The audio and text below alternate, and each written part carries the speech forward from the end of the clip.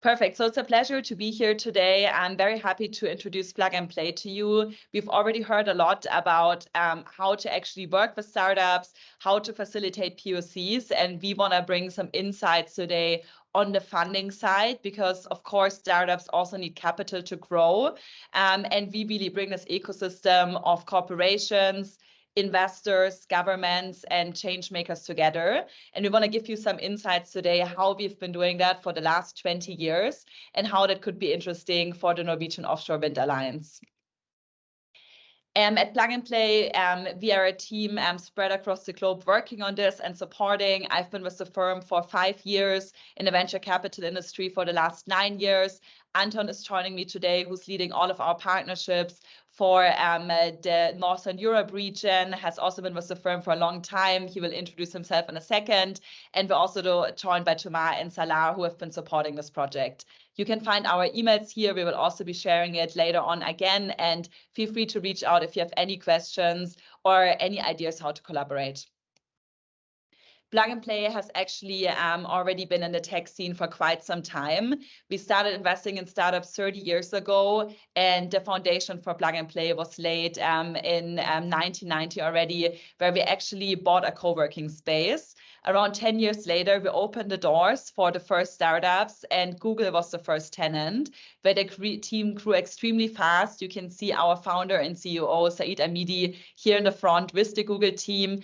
And after they moved out, he decided that he will change the model to actually get equity for rent.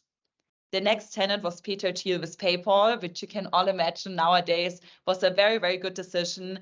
And the founders of Dropbox and Danger followed.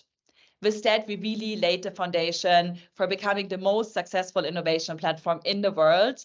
And today, we're very proud to say that we achieved this goal. We're nowadays in 57 different locations, hopefully soon in Oslo as well. We work with over 500 of the largest corporate partners in the world, have a team of nearly 1,000 people with 250 actively scouting in different solutions, and have worked with over 70,000 startups in our program.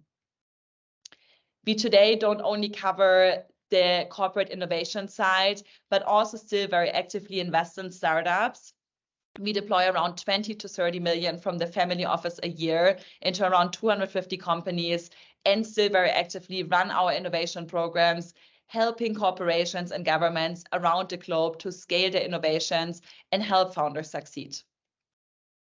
On the investment side, which I want to cover a little bit more today, we actually have been very active over the last years to also scale our capabilities.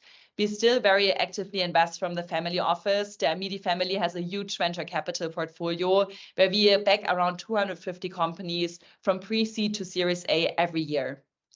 Because of our success and the very good track record we've built up, and we will be sharing some more numbers in a second, we actually also started raising funds for our corporations, where we invest on their behalf in the most innovative companies, giving them access not only to exceptional returns, but also the best companies in certain areas. We now already have 180 million of assets under management and are continuously expanding our venture capital services here, and actually can with that also invest in companies up to Series B.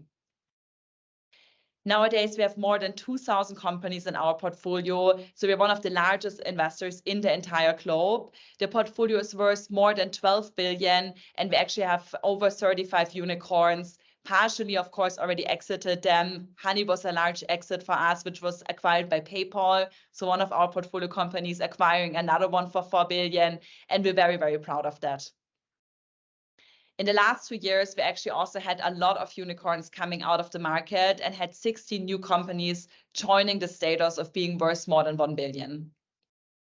We always keep very, very close ties to our founders and actually have them very active as mentors, as supporters for our funds and investors, as business angels. And for instance, Konstantin from Block Demon, Dimitri from Big ID, and also GB from Flutterwave will be regular mentors at our programs, regular supporters for our startups, and are also very, very big supporters of the entire platform. with all of our success on the investment side, we've also expanded our services. So nowadays, we don't just have our own funds where we invest on our corporation's behalf, but we can actually also help in setting up corporate venture capital services. And for an alliance like this, we can also really help to see in the long run, how could we invest in startups? What could be a joint approach to actually also support on the financial side, with, of course, combining strategic and also financial return perspectives. We hope that we can bring the success also to Norway, and we're really eager to further expand in Northern Europe and also expand in terms of our verticals. We nowadays have 21 different areas that we cover. We've already done a lot of projects in offshore wind through different vehicles of ours, of course, in the energy vehicle, but also with some of our mobility partners, and want to continue doing that in Norway. With that, I will now hand over to Anton to share a little bit more about our case studies on the corporate and alliance side and how we would see the collaboration going forward in Norway. Thank you so much, Caro. So quick intro, Anton, my name. I'm looking after partnerships in the Nordics region, and I had fun to discuss with Nave over the last weeks and months how we can actually come together. One of the blueprints which we have is the program in the automotive sector in Stuttgart, which we call Startup Autobahn. And this is a joint initiative and functions as a blueprint for a lot of other ecosystems which we have created in health, in fintech, and in other industries, and shows what you can actually achieve when multiple partners come together. So here we had a consortium coming together out of academia, then private companies, and we Plug and Play as the operator of the platform. And the intent and the vision was pretty similar. We want to connect all the relevant stakeholders. We want to create collaborations and proof of concepts between the different stakeholders. And here on that platform, we managed to get almost 500 projects running. So Narve highlighted the number of 100 collaboration MOUs or POCs he wants to achieve. So let's try to do so. But this is, the blueprint and what we actually also want to do together with the Now Accelerator and the different partners in Norway.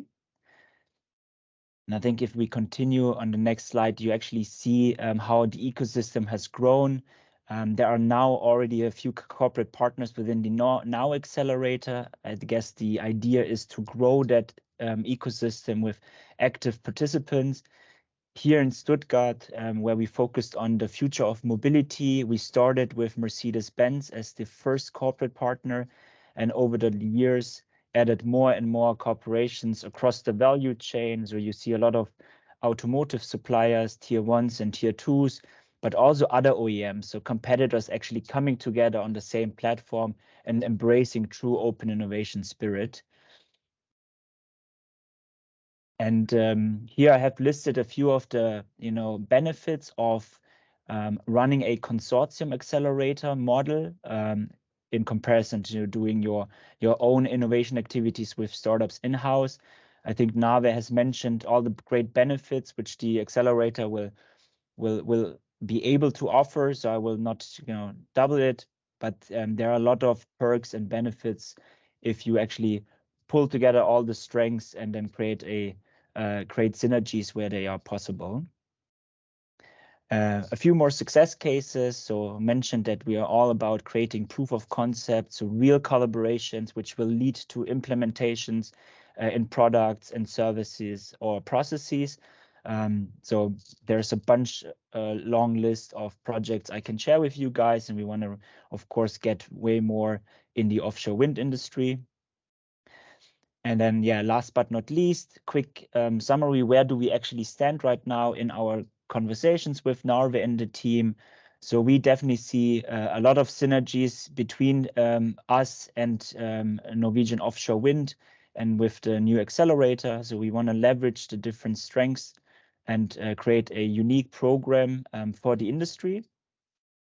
And if we go to the next slide, we have signed a memorandum of interest last month between Norwegian Offshore Wind and Plug and Play in order for us to explore a actual physical open innovation platform in Norway where together with the other partners, we will scout and accelerate up to 2 batches of companies per year, have a local innovation team helping the corporates to actually also get the tools and the methods in-house to actually work with startups, so create those capabilities on a corporate level.